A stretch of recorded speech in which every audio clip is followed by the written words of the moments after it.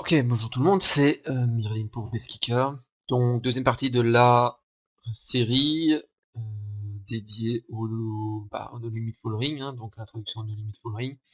Donc j'ai ici une session de NL25 que j'ai joué spécifiquement pour la vidéo il y a quand même une bonne semaine maintenant. Ce que je propose de faire donc c'est de voir un petit peu qu'est-ce que ça donne en pratique, ce que donne en pratique tout ce que j'ai expliqué dans la première partie. J'ai pas vraiment de choses très particulières à dire quant à cette session. J'ai joué un jeu assez standard, vous allez voir, et voilà. Je ne reverrai ici dans ce replayer que les mains où j'ai vraiment mis de l'argent dans le pot.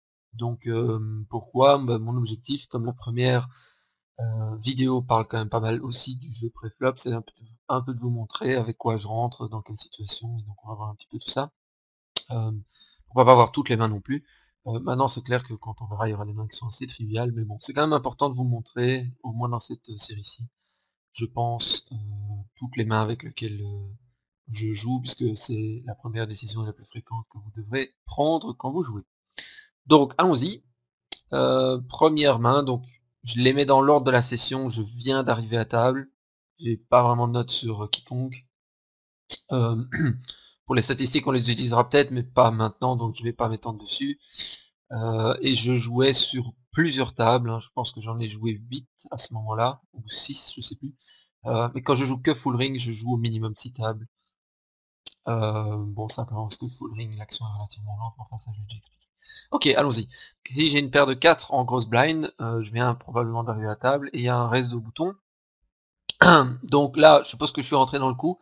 Je suis pas forcément sûr que ce soit une super bonne idée, mais bon, donc c'est le genre de choses qui fait arriver quand on multitable un peu trop. Si l'adversaire ici avait 25 $, donc la cave complète avec les 100 blinds, on pourrait call ici, je pense, avec notre pocket pair de 4, histoire de défendre un peu. On peut jouer pratiquement pour le set mining si l'adversaire a 100 blinds de deep, puisqu'on paye 3 blinds pour en gagner plus de 100, donc ça fait mieux que 33 pour 1 de risque gain. Ce qui, considérant le fait qu'on est hors position avec une petite pocket pair, est encore jouable, je pense. Mais ici, mon adversaire n'a pas les 100 blinds, il en a 60, quelque chose comme ça. Et donc là, le problème, c'est quand j'en call 3, j'en ai que 60 de gains implicites, hein, qui fait un rapport de 20 pour 1, ce qui est beaucoup moins intéressant. Alors, pour les pocket pairs, on considère généralement, je vais conseiller d'avoir au moins 15 fois la taille de la relance dans le tapis adverse en position, et au moins 20 fois hors position. Donc ici, on est vraiment très limite.